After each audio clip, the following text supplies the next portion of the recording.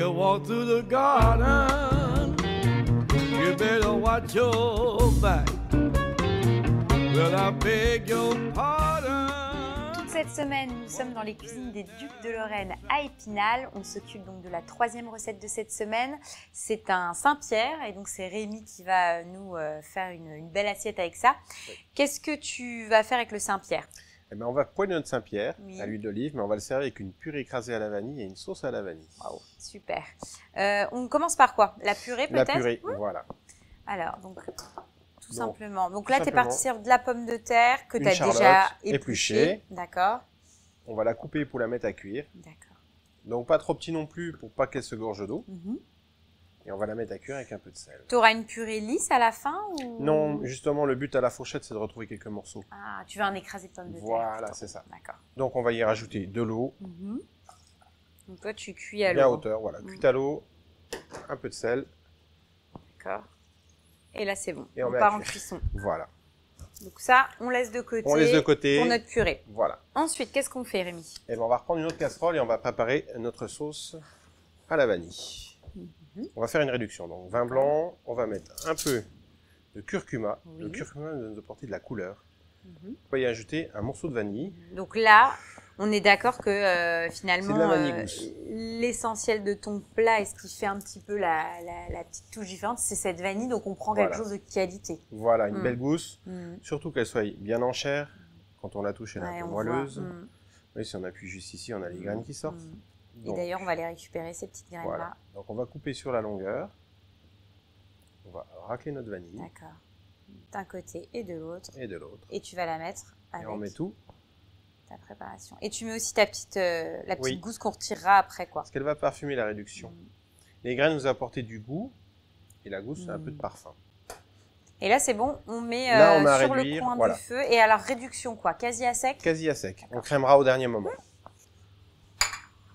On attend que ça fasse une belle réduction. Et donc, pendant ce temps, on va s'occuper donc de notre Saint-Pierre. Voilà. Donc, que tu as déjà levé, pour le coup. Levé. Et là, tu vas le portionner. Voilà, il n'y a plus qu'à le portionner.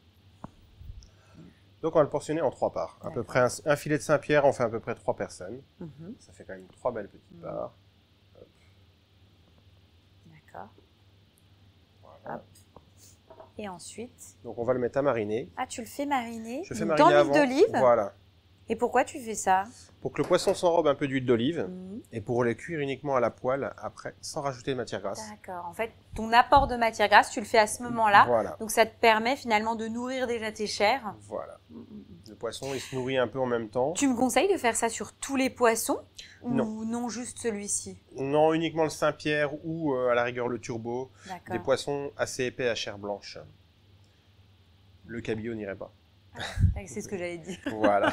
Or, le cabillaud. À poêler, c'est plus compliqué un cabillaud. C'est souvent, ça part après, souvent en petits morceaux. C'est une vraie galère, on est d'accord. Donc pendant que ça va mariner, on va surveiller notre sauce.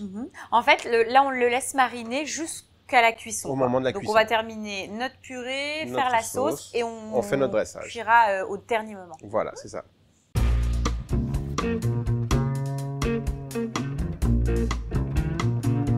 If you walk through the garden, you better watch your back. Well, I beg your pardon. Walk a straight and narrow track. If you walk with Jesus, he'll save your soul.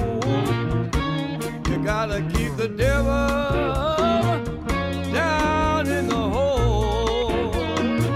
He's got the fire and the fury at his command. Well, you don't have to worry if you hold on to Jesus' hand. We'll all be safe from Satan when the thunder rolls. You gotta keep the devil way down in the hole.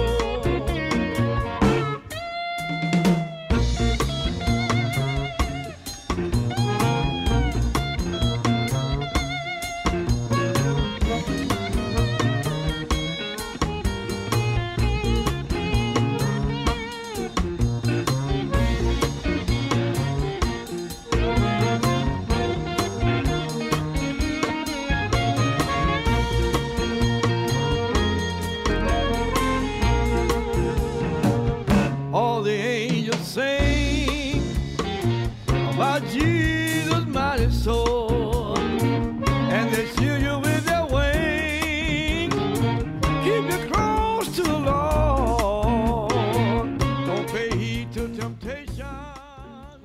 Voilà. Ah, c'est top. C'est top parce que la vanille apporte effectivement cette petite touche qu'on connaît, vanillée, de douceur. Ça fonctionne très très très bien avec la purée et le Saint-Pierre. Donc voilà, tu es sur un mariage qui est bon, qui est gourmand, qui fonctionne. Donc parfait. Prochaine recette, donc on part sur une viande. Voilà, un petit carré d'agneau. Donc on va faire des côtes d'agneau gratinées.